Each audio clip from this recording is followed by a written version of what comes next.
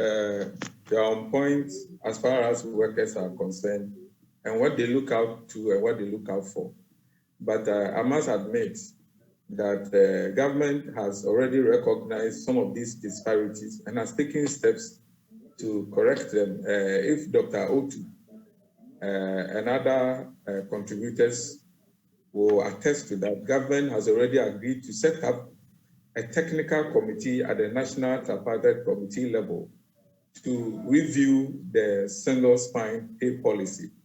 And that was an agreement culminating from the National Labour Conference, which government together with organized labor and employers association organized. So that is one of the outcomes.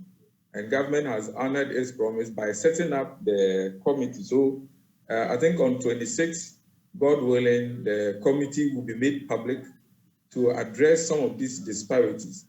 When it comes to the SOEs, that is the state-owned enterprises, Fair Wages is currently collaborating with SIGA and Ministry of Public Enterprises to also streamline some of these disparities.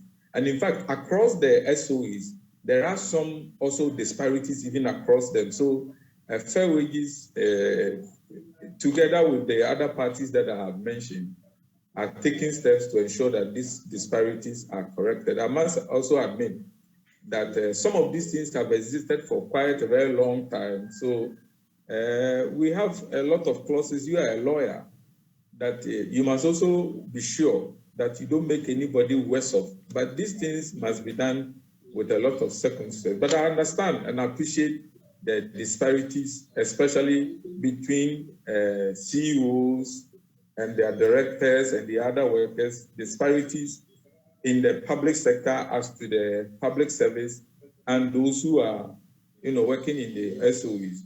We must also admit the fact that the SOEs have been set up largely by Companies Act that enables their board and other authorizing people to also negotiate and do some other kind of compensation negotiations.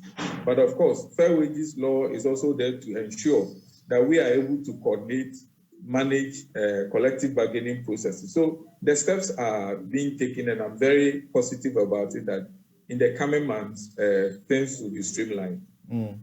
Dr. Boateng of the TUC, when he was talking about this situation, spoke to us about, having been arguing over this in the past 30 years. Here we are again, we are talking prospective. I remember very clearly when the finance minister spoke about these inequalities initially for the CEOs of the SOEs, spoke about how unconscionable it was and they needed to be worked on. They finished the whole 4-year term and nothing happened. You are still telling us now about collaborating with them and working on these. So the workers down there, they don't see that this is actually serious, that the duty bearers are serious about this. It's just lip service. Well, thank you. That would be unkind. Some to say it's just a lip service. I sit at Fair Wages knowing very well that especially the newly appointed ones, whom Public Services Commission forward their appointment letters and ask for advice on their terms and conditions. We have tried as much as possible to be harmonizing. Possibly is the old positions that may have this. So a lot of steps have been taken, but because maybe it is not in the public domain, it will be very difficult for you sitting there as the host to immediately appreciate. I think we need another time to re-engage on this matter comprehensively. But a lot being done. If you get in contact with any of the new CEOs, you will realize that it has not been easy at all, especially when they have known that in previous times there were some entitlement, and that at this point in time, Fair Wages had curtailed a lot of them in advice to government. So a lot is being done, but I must also agree that a lot more must be done. Yeah, so from where you sit at the Fair Wages and Salaries Commission, the TUC General Secretary, Dr. Anthony Yalban, says that they will not accept anything below the inflation rate, and that ought to be fair. What do you say? Well, the first thing I would say is to greet him and all his constituents, and not only him, organized labor entirely, especially all public sector workers. It is challenging, I must admit, for government as far as ability to pay is concerned. Let's be very open to the fact. And when it comes to negotiation, whether it is the base pay or minimum wage, the key mechanism that in this country we have adopted for fixing wages is not government throwing figures at organized labor that whether you like it or not, take it. Neither is organized labor throwing figures at government to say that take it, and if you don't take it, we are not going to cooperate. It is an act of negotiation, and we must all expect that definitely you trade something for something. But let me, for purposes of education, mention some key elements that we all consider. One of them is the ability to pay.